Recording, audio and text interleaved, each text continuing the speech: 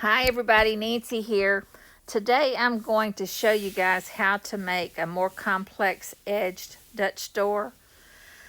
For some reason I've always been intimidated by this, so I've always made just plain old square Dutch doors. And I decided to do it again this week to try more complex things, and sure enough it's so simple. It is so simple to do. Now, I'm only going to show you how to make the outside edge. I'm not going to show you how to do Dutch doors. There's other videos. I've done other videos for that. And I think it may be going to change pretty soon anyway with our next release in the 3D flipping. I don't know. It might not, but I'm not going to talk about that. Anyway, all right, so watch December when I go to the next screen. Now, ignore that jumping business. Let me go ahead and make all the screens that. Okay, so see, it's still not. All right. It's not as bad. So the Dutch door is just going back and forth. All right, so I go to the next one. Oops. And see, my little girl flips back and forth.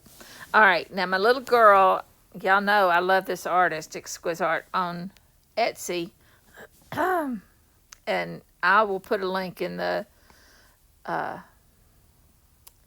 description. Sorry, I've lost concentration there. But the little girl, when you buy it, she is black and white. And I use ZoomNotes to color her because I love to use ZoomNotes to color. I love everything about the way Ed has made it so simple to change colors and to find colors and whatnot. So I love coloring anything in ZoomNotes. If you haven't tried it, you need to. Okay, and then that's just, just a little clip art that I've had that looks kind of like felt. Then this one, that's just another, like a ping that I cropped on the edge so that it would be straight on one side. Okay, this one, I'm going to go ahead and show you how to do it. Now, in case you guys have not yet played with the outline function we now have, it is so awesome. Now, I did do a video on it, but in case you haven't watched that, let me go to the A so you know what I'm talking about. Okay, that was my bad. Okay, right now, that solid version is the actual font. That's what I purchased, and it looks, that's the green down over on the right, the March. Go back.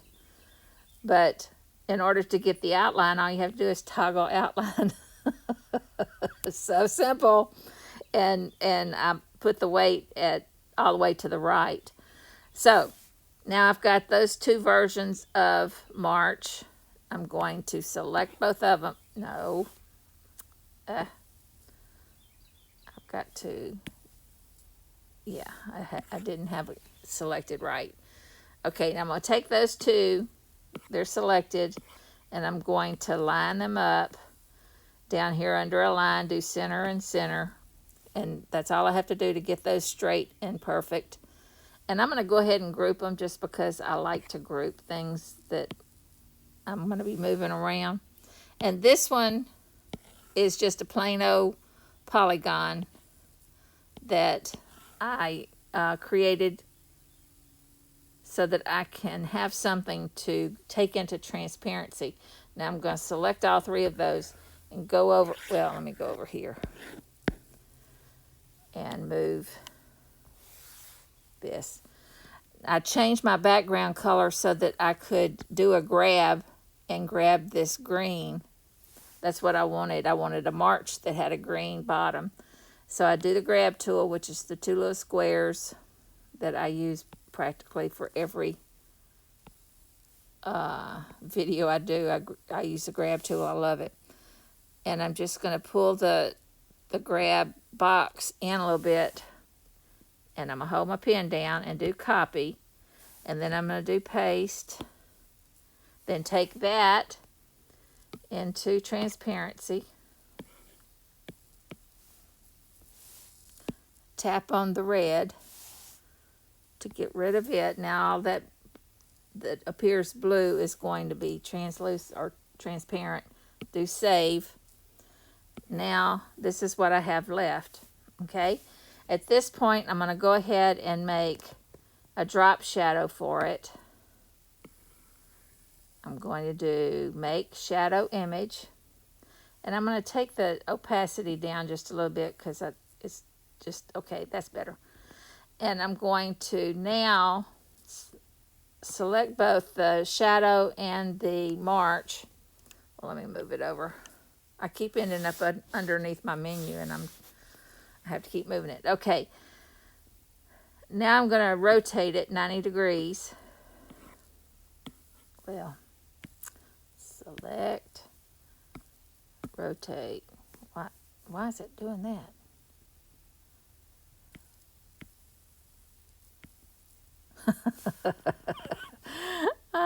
You know. Okay, now I'm going to rotate it 90 degrees. I moved it over and that didn't do me a bit of good. I'm still underneath it. Rotation 90. Return. Now it's on its side. Now I'm going to make a duplicate of that, or just copy and paste it. That's what I'm going to do. Copy. Duplicating would do the same thing. And then paste. It just does it in a different place. Duplicate puts it on top of itself, and copy paste puts it somewhere else. All right, now I'm going to take that version of it and flip it horizontally. All right, so now you've got a mirror image, and we're going to put both of them on no, see that is why I like to group them, and I didn't do the shadow, so I'm just going to eyeball it. That looks like they're pretty even. Now I'm going to go into the pages to get this.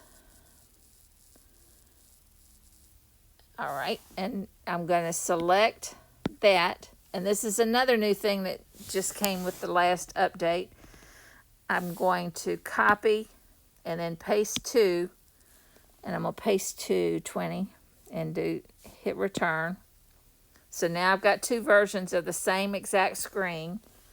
Do done. But see, I've already done what I said I was going to do, and created the outside edge to be a complex. Okay, now I'm going to, let's see which one I'm on. All right, so I need to keep the right side of this. Delete. Then go to the next page and delete the right side. Delete. Okay, so now when I go between the two pages, let me zoom in on both of them. Yeah, see now it appears to flip. Now I'm going to take my spine and put it on top. Put it on top. It's underneath the, let's see. Now I should have put the spine before I did the duplicate or the copy over on in the pages thing. Put that on top. Move to front. Okay, now because it's not on the other page, so I need to copy that. Copy, then go. Let's see, to this one and do paste in place. Now, there you go. So now it looks like the spine is going to flip on the spine. See? Piece of cake. Nothing to it. All right. That's all. I just wanted to let y'all know how easy it is to create a complex shape. A complex Dutch door. Have a good one here.